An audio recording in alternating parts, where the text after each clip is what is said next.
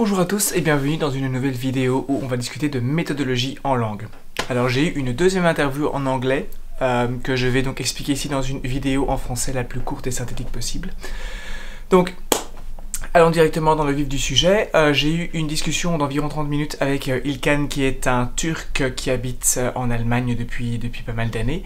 Et donc il m'a expliqué sa méthode qui est une méthode de traduction de musique. Donc lui ce qu'il fait c'est qu'il va prendre une musique dans la langue qu'il est en train d'apprendre, il va écouter cette musique, il ne va pas regarder les paroles, il va juste l'écouter, et il va essayer de parvenir à reconnaître ce qui est dit dans les paroles, donc dans la musique elle-même en écoutant, et il va traduire par écrit ce qu'il comprend dans la langue cible.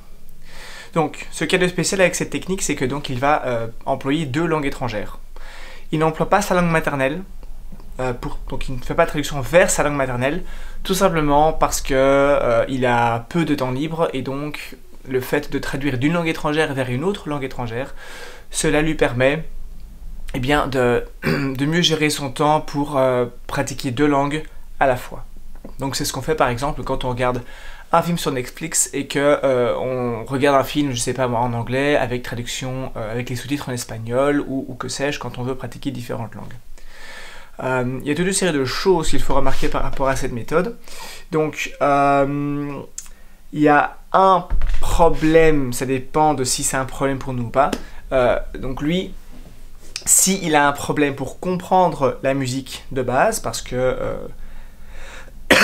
c'est compliqué à comprendre, ça va vite, il y a des expressions, il y a du verlan, il y a de l'argot, c'est pas toujours, on sait que les musiques, c'est pas toujours avec un langage très très clair à comprendre. Donc parfois il a recours à des natifs de la langue de laquelle il traduit. Donc il écoute par exemple une musique en allemand et il va la traduire en grec. Il a donc parfois besoin de natifs allemands pour l'aider à être sûr de maîtriser complètement le contenu de la chanson en allemand. Et ensuite il va traduire en grec, et une fois que c'est fait en grec, il peut demander l'aide de natifs, d'amis qu'il a qui parlent grec ou de professeurs afin de vérifier que sa compréhension était bonne et que ce qu'il écrit ait du sens, d'un point de vue grammaire, d'un point de vue vocabulaire, d'un point de vue syntaxe, etc. Parfois, évidemment, c'est plus compliqué, donc là, voilà, il emploie un tuteur ou des amis natifs. Donc c'est assez pas mal quand on a peu de temps parce que justement c'est pour ça qu'il ne traduit pas vers sa langue maternelle, il va d'une langue étrangère à une autre langue étrangère afin de pratiquer deux langues en même temps. C'est un très bon exercice pour bosser la prononciation et ce qu'on appelle la prosodie. La prosodie, c'est en fait un terme qui signifie la musicalité de la langue, à savoir comment est-ce qu'elle sonne, un peu les variations qu'il y a. Il y a certaines langues comme le français qui sont un peu plus calmes, plus basses, qui ne bougent pas vraiment. Il y a des langues comme l'italien qui sont plus chantantes, qui montent, qui descendent, etc. Ça, c'est la musicalité de la langue et donc écouter des musiques comme ça, eh bien c'est très très utile pour s'habituer justement à cette mélodie.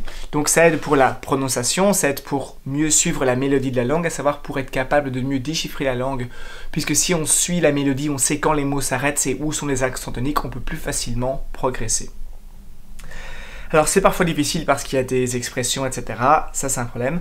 Maintenant, une très bonne chose dans cette méthode, c'est que les chansons ont parfois des connotations politiques, culturelles, religieuses, géographiques ou que sais-je, et donc cette méthode n'est pas juste un outil pour apprendre une langue, ça permet aussi d'apprendre la culture, car il y a toute une série de chanteurs qui chantent par rapport à des événements culturels de leur pays d'origine. Donc avec cette méthode, on peut à la fois apprendre la langue via la prosodie, la musicalité, on apprend du vocabulaire, on peut apprendre des expressions, on apprend aussi du contenu via la culture, et on peut aussi apprendre par rapport à des personnalités politiques, personnalités du pays en question, puisqu'il faut bien un contenu à cette chanson, donc il faut bien qu'on parle de quelque chose.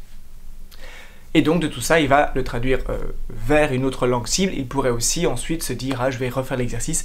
Une fois que j'ai fait d'allemand vers le grec, je vais traduire de grec vers français, vers italien, vers quelle que soit la langue que vous apprenez. » Voilà.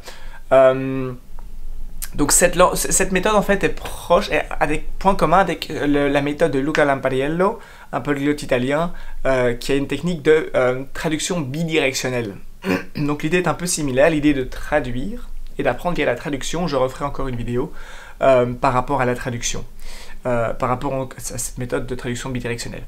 Voilà, alors il y a peut-être encore des détails que j'ai oubliés parce qu'on a parlé de beaucoup de choses, mais voilà, le but pour moi c'était vraiment de faire une synthèse de comment cette méthode fonctionne pour qu'éventuellement cela puisse vous donner l'inspiration et que vous la testiez ensuite par vous-même. Donc voilà, je vais m'arrêter ici. J'espère que vous aurez appris quelque chose et que cette vidéo vous aura plu. N'hésitez pas à mettre des commentaires pour expliquer qu'est-ce que vous en pensez. Est-ce que vous avez déjà essayé ça? Est-ce que ça vous donne envie d'essayer?